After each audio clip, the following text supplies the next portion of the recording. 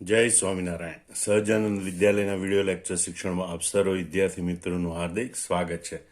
ધોરણ 12 રસાયણ વિજ્ઞાન પ્રકરણ 7P વિભાગના તત્વો આપણે જોઈ રહ્યા છે. આજના લેક્ચરમાં આપણે ફોસ્ફીનની બનાવટ ગુણધર્મ અને ઉપયોગ વિશે ભણીશું. તો સૌથી પહેલા સામાન્ય બનાવટની વાત કરીએ આપણે. તો કેલ્શિયમ ફોસ્ફાઇડ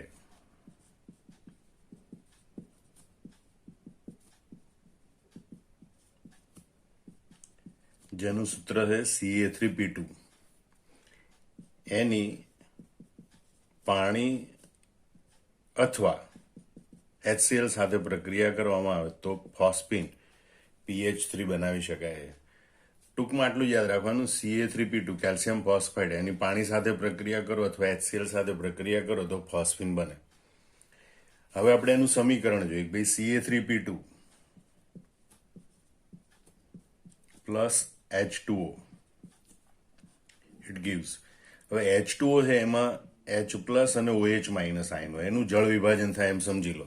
કેલ્શિયમ ફોસ્ફાઇડની જળ વિભાજનની પ્રક્રિયા.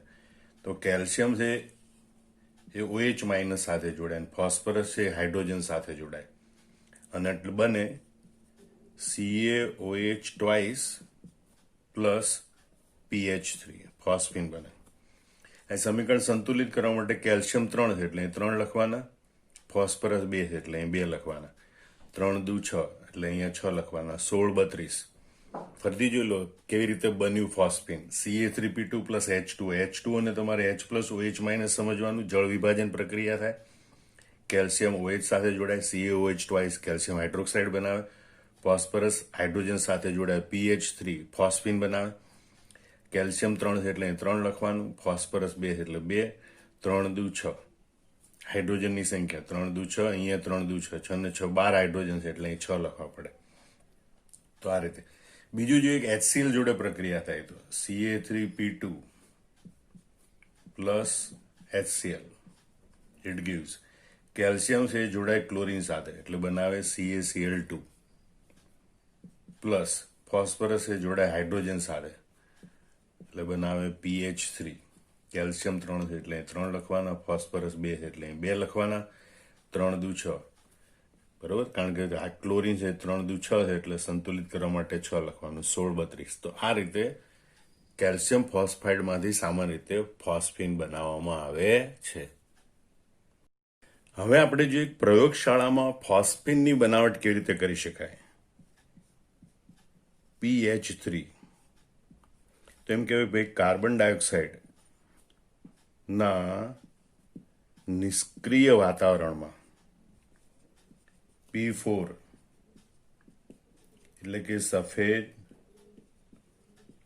ફોસ્ફરસ એની સાંદ્ર NaOH ના દ્રાવણ સાથે ગરમ કરવામાં આવે.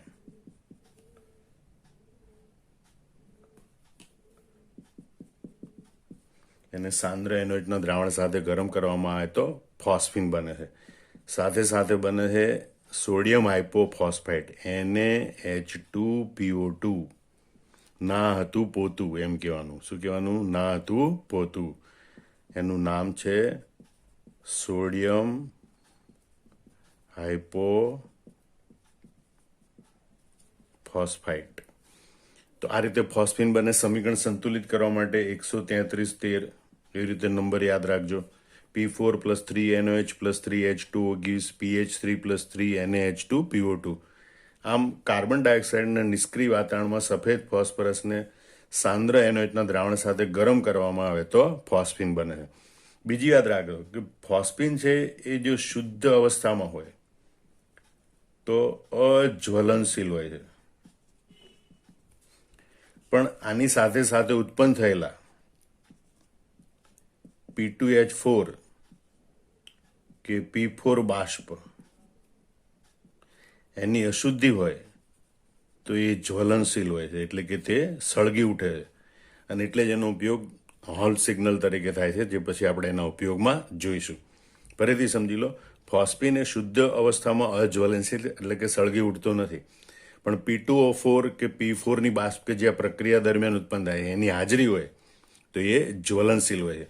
અને એટલે જ ઉત્પન્ન થયેલો ફોસ્ફીન છે એને શુદ્ધ સ્વરૂપે મેળવવા માટે એ ઉત્પન્ન થાય કે તરત જ એને હાઇડ્રોજન આયોડાઇડના દ્રાવણમાં શોષી લેવામાં આવે છે, જેથી ફોસ્ફીનની હાઇડ્રોજન આયોડાઇડ સાથે પ્રક્રિયા થઈ ફોસ્ફોનિયમ આયોડાઇડ બને. હવે જે આ ફોસ્ફોનિયમ આયોડાઇડનું દ્રાવણ છે એની પ્રક્રિયા પોટેશિયમ હાઇડ્રોક્સાઇડ સાથે કરવામાં આવે તો શુદ્ધ ફોસ્ફીન મળે છે, અને એ પ્રક્રિયા દરમિયાન પોટેશિયમ આયોડાઇડ અને પાણીના અણુઓ પણ ઉત્પન્ન થાય છે. આ જલી દ્રાવણમાં રહે છે અને ફોસ્ફીન આપણને વાયુ સ્વરૂપે અલગ મળી શકે છે. તો આ રીતે ફોસ્ફીન વાયુની પ્રયોગશાળામાં બનાવટ કરી શકાય છે. ફરીથી જોઈ લો, કાર્બન ડાયોક્સાઇડના નિષ્ક્રિય વાતાવરણમાં સફેદ ફોસ્ફરસને સાંદ્ર એનોઇટના દ્રાવણમાં ગરમ કરવામાં આવે તો ફોસ્ફીન બને. શુદ્ધ અવસ્થામાં ફોસ્ફીન અજ્વલનશીલ હોય, પણ P2H4 કે P4ની બાષ્પ એની હાજરીમાં તે જ્વલનશીલ હોય છે, અને એટલે ફોસ્ફીનને શુદ્ધ સ્વરૂપે મેળવવા માટે પ્રથમ એના હાઇડ્રોજન આયોડના દ્રાવણમાંથી પસાર કરવામાં આવે, એટલે એની પ્રક્રિયા થઈ ફોસ્ફોનિયમ આયોડાઇડ બને. ત્યારબાદ ફોસ્ફોનિયમ આયોડાઇડનું દ્રાવણ હોય એની પોટેશિયમ હાઇડ્રોક્સાઇડ સાથે પ્રક્રિયા કરવામાં આવે, જેથી આપણને શુદ્ધ ફોસ્ફીન મળે છે. હવે આપણે ઝડપથી પાઠ્યપુસ્તકમાં લખ્યા પ્રમાણે જોઈ લઈએ. પ્રયોગશાળામાં CO2ના નિષ્ક્રિય વાતાવરણમાં સફેદ ફોસ્ફરસને સાંદ્ર એનઓએચ સાથે ગરમ કરીને ફોસ્ફીન બનાવાય છે. P4 + 3NOH + 3H2O gives PH3 + 3NaH2PO2, એટલે કે સોડિયમ હાઇપોફોસ્ફેટ. જ્યારે તે શુદ્ધ અવસ્થામાં હોય ત્યારે તે અજ્વલનશીલ હોય છે, એટલે કે સળગતો નથી, પરંતુ P2H4 અથવા P4 બાષ્પ, સફેદ ફોસ્ફરસની બાષ્પ એની હાજરીમાં તે જ્વલનશીલ બને છે.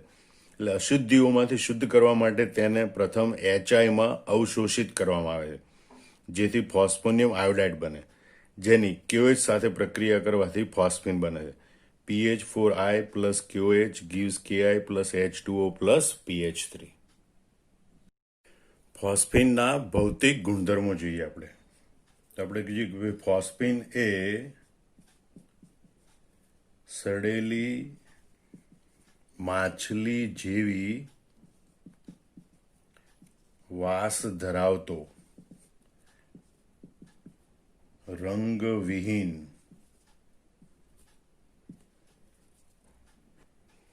અને અતિ ઝેરી વાયુ છે.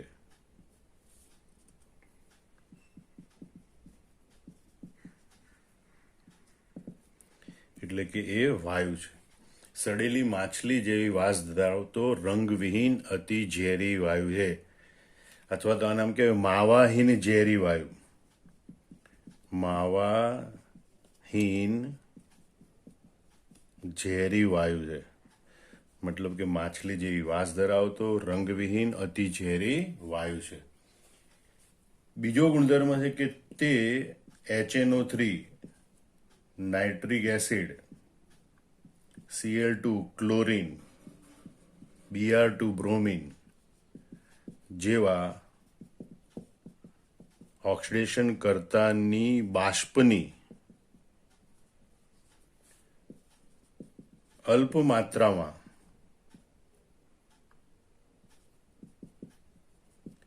હાજરીના સંપર્કમાં આવે તો વિસ્ફોટ પામે છે. એટલે કે નાઇટ્રિક એસિડ, ક્લોરીન, બ્રોમિન જેવા ઓક્સિડેશન કરતાઓની બાષ્પની અલ્પ માત્રાના સંપર્કમાં પણ જો તે આવી જાય તો તે વિસ્ફોટ પામે છે. આ બે એના ભૌતિક ગુણધર્મો યાદ રાખવાના. કહેવાનું હનિયો કલ્બર વિસ્ફોટ. શું કહેવાનું? હનિયો, આપણો હનિયો એટલે HNO3 યાદ રાખવાનું હંમેશા. હનિયો કલ્બર વિસ્ફોટ એટલે કે HNO3, ક્લોરીન, બ્રોમિન જેવા ઓક્સિડેશન કરતા બાષ્પો એની અલ્પ માત્રાની હાજરી એના સંપર્કમાં આવે તો પણ ફોસ્ફીન એ વિસ્ફોટ પામે છે. ફોસ્ફીનના રાસાયણિક ગુણધર્મો એ આપણે જોઈએ તો 3 શબ્દ પહેલા યાદ રાખવાના. પાણી ક્યુ હગની બે. પાણી ક્યુ હગની બે. તો પહેલું જોઈએ કે પાણી. તો પાણીમાં ફોસ્ફીન એ અલ્પ દ્રાવ્ય છે, અને એનું જે પાણીમાં બનાવેલું જલીય દ્રાવણ હોય એ જલીય દ્રાવણ છે એ પ્રકાશની હાજરીમાં રાખવામાં આવે તો એ લાલ ફોસ્ફરસ અને H2 બનાવે છે. એટલે પહેલો ગુણધર્મ ફરીથી યાદ રાખી લો, પાણીવાળો. ફોસ્ફીન એ પાણીમાં અલ્પદ્રાવ્ય છે. એનું જલીય દ્રાવણ પ્રકાશની હાજરીમાં રાખવામાં આવે તો લાલ ફોસ્ફરસ અને H2 બનાવે. અહીંયા ક્યુ એટલે કોપર સલ્ફેટ, CuSO4, અને હગ એટલે HgCl2, મર્ક્યુરિક ક્લોરાઇડ. એની જો ફોસ્ફીન સાથે પ્રક્રિયા કરવામાં આવે તો બંને ધાતુના ફોસ્ફાઇડ બને. કોપરનો અને મર્ક્યુરી બંનેનો ફોસ્ફાઇડ બને. કોપરના ફોસ્ફાઇડનું સૂત્ર થાય Cu3P2, મર્ક્યુરીના ફોસ્ફાઇડનું સૂત્ર થાય Hg3P2. તો આ રીતે કોપર ફોસ્ફાઇડ અને મર્ક્યુરિક ફોસ્ફાઇડ બને છે. પણ કોપર જોડાય ફોસ્ફરસ સાથે તો હાઇડ્રોજન જોડાય સલ્ફેટ સાથે એટલે બનાવે H2SO4. એવી રીતે મર્ક્યુરી જોડાય ફોસ્ફરસ સાથે તો હાઇડ્રોજન જોડાય ક્લોરીન સાથે એટલે બનાવે HCl. તો આ રીતની ફોસ્ફીનને કોપર સલ્ફેટ અથવા મર્ક્યુરી ક્લોરાઇડ એના દ્રાવણમાં અવશોષવામાં આવે તો જે તે ધાતુના અનુવર્તી ફોસ્ફાઇડ સંયોજનો બને.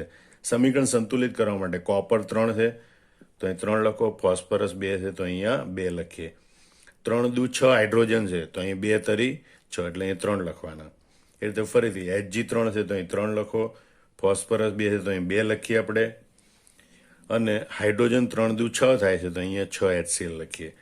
તો આ રીતે તમારા મુદ્દો યાદ રાખવાનો. બીજો રાસાયણિક ગુણધર્મ છે કોપર મર્ક્યુરી, મતલબ કોપરનું સંયોજન CuSO4, મર્ક્યુરીનું સંયોજન મર્ક્યુરી ક્લોરાઇડ. એના દ્રાવણમાં ફોસ્ફીનને અવશોષવામાં આવે એટલે કે એના દ્રાવણમાંથી ફોસ્ફીન વાયુ પસાર કરવામાં આવે તો જે તે ધાતુના ફોસ્ફાઇડ બને છે. કોપરમાંથી કોપર ફોસ્ફાઇડ Cu3P2, મર્ક્યુરીમાંથી મર્ક્યુરી ફોસ્ફાઇડ Hg3P2 બને છે. ત્રીજો ગુણધર્મ છે કે ફોસ્ફીન એ નિર્બળ બેઝ છે. બેઝ હોય એટલે એસિડ સાથે પ્રક્રિયા કરીને ક્ષાર બનાવે, અને એટલે તે એમોનિયાની જેમ એસિડ સાથે પ્રક્રિયા કરે અને ફોસ્ફોનિયમ ક્ષાર બનાવે. એમોનિયા છે એ એમોનિયમ ક્ષાર બનાવે, એમ ફોસ્ફીન છે એ ફોસ્ફોનિયમ ક્ષાર બનાવે છે. દાખલા તરીકે આપણે જોઈએ ભાઈ ફોસ્ફીન એની હાઇડ્રોબ્રોમિક એસિડ HBr સાથે પ્રક્રિયા કરવામાં આવે તો PH4Br ફોસ્ફોનિયમ બ્રોમાઇડ બને છે. તો આ રીતે તમારે 3 એના રાસાયણિક ગુણધર્મો યાદ રાખી લેવાના છે.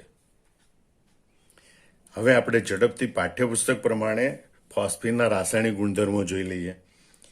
ફોસ્ફીન એ પાણીમાં અલ્પ પ્રમાણમાં દ્રાવ્ય હોય છે. pH3નું પાણીમાં દ્રાવણ એ પ્રકાશની હાજરીમાં લાલ ફોસ્ફરસ અને H2 બનાવે છે. બીજું, જ્યારે ફોસ્ફીનને કોપર સલ્ફેટ અથવા મર્ક્યુરી ક્લોરાઇડના દ્રાવણમાં અવશોષવામાં આવે ત્યારે અનુવર્તી ફોસ્ફાઇડ સંયોજનો બનાવે છે. 3CuSO4 plus 2PH3 gives Cu3P2 plus 3H2SO4. 3HgCl2 plus 2PH3 gives Hg3P2 plus 6HCl. સમીકરણ યાદ રાખવાના. ફોસ્ફીન એ નિર્બળ બેઝ છે. તે એમોનિયાની જેમ એસિડ સંયોજનો સાથે પ્રક્રિયા કરી ફોસ્ફોનિયમ ક્ષાર બનાવે છે. દાખલા તરીકે HBr સાથેની પ્રક્રિયા કરવામાં આવે તો PH3 plus HBr it gives PH4Br. આ રીતે ફોસ્ફોનિયમ બ્રોમાઇડ બને છે. હવે આપણે જોઈએ ફોસ્ફીનના ઉપયોગ. ફોસ્ફીનની બનાવટ દરમિયાન આપણે જોયું હતું કે તે અશુદ્ધિની હાજરીમાં આપમેળે સળગી ઉઠે છે, જ્વલનશીલ હોય છે. તો ફોસ્ફીન એ રીતે સ્વયંસ્ફુરિત દહન પામવાનો ગુણધર્મો ધરાવે છે, અને એ ટેકનિકનો ઉપયોગ હોલ્મ સિગ્નલમાં કરવામાં આવે. ખાસ કરીને આ સિગ્નલ એટલે કે સંકેતનો ઉપયોગ ક્યારે થાય તો જહાજ કે હોડી ધરાવતા વ્યક્તિઓ કોઈ મુશ્કેલીમાં આવી ગયા હોય ત્યારે અન્ય લોકોને સૂચના આપવા માટે આ હોર્ન સિગ્નલનો ઉપયોગ કરે છે. એ માટે કેલ્શિયમ કાર્બાઇડ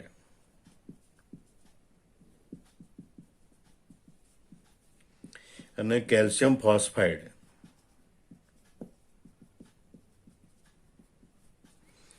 ધરાવતું પાત્ર હોય એમાં છિદ્ર પાડી અને એને સમુદ્રમાં ફેંકી દેવામાં આવે છે.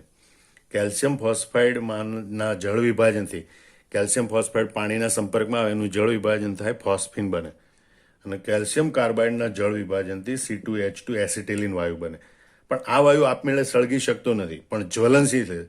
દહન શરૂ થયા પછી ખૂબ તીવ્ર જ્વાળાઓ સાથે સળગી ઉઠે. પણ ફોસ્ફીન છે એ સ્વયં દહન પામવાનો ગુણધર્મ ધરાવે, એટલે સળગી ઉઠે અને એસિટિલિનને સળગાવે.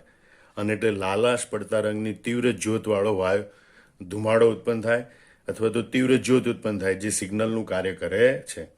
આમ ફોસ્ફીન એ સ્વયંસ્ફુરિત દહન પામે છે. ટેકનિકનો ઉપયોગ હોર્ન સિગ્નલમાં થાય. કેલ્શિયમ કાર્બાઇડ અને કેલ્શિયમ ફોસ્ફાઇડ ધરાવતું પાત્ર એમાં છિદ્ર પાડી અને સમુદ્રમાં ફેંકવામાં આવે. ત્યારે ઉત્પન્ન થતો વાયુ એ સળગવા લાગે છે અને સિગ્નલનું કાર્ય કરે છે. બીજું, ફોસ્ફીન સળગે ત્યારે પુષ્કળ ધુમાડા ઉત્પન્ન કરે છે. અને એ ધુમાડા અમુક વિસ્તારમાં લાંબા સમય સુધી જળવાઈ રહે છે. એટલે ધુમાડાનો પડદો બન્યો એવું લાગે. એ પણ સિગ્નલ તરીકે કાર્ય છે, માટે તે ધૂમ્ર પડદા તરીકે ઉપયોગી છે. ખાસ કરીને યુદ્ધ ચાલતું હોય ત્યારે લશ્કરમાં ટેન્ક કે બીજા લશ્કરી વાહનો ક્યાં છે તે જાણવા માટે ઘણી વખત ધૂમ્ર પડદાનો ઉપયોગ કરવામાં આવતો હોય છે. હવે આપણે પાઠ્યપુસ્તક પ્રમાણે જોઈ લઈએ. ફોસ્ફીનના સ્વયંસ્ફુરિત દહનનો તકનીકી રીતે ઉપયોગ હોર્ન સિગ્નલોમાં થાય છે. કેલ્શિયમ કાર્બાઇડ અને કેલ્શિયમ ફોસ્ફાઇડના પાત્રોને છિદ્રિત કરીને સમુદ્રમાં ફેંકવામાં આવે છે. જ્યારે તેમાંથી ઉત્પન્ન થતો વાયુ સળગે છે ત્યારે તે સિગ્નલ તરીકે કાર્ય કરે છે. આ પાત્રોમાંથી ઉત્પન્ન થતો વાયુ એ સળગે અને સિગ્નલ તરીકે કાર્ય કરે છે. આ ઉપરાંત તે ધૂમ્ર પડદા તરીકે પણ ઉપયોગી થાય છે. આમ આ બધા જવાબ ફોસ્ફીનની બનાવટ, એના ભૌતિક ગુણધર્મો, રાસાયણિક ગુણધર્મો અને એના ઉપયોગો બરોબર યાદ કરી નોટબુકમાં વિડીયો જોયા પછી જાતે લખી નાખવાના. જય સ્વામિનારાયણ.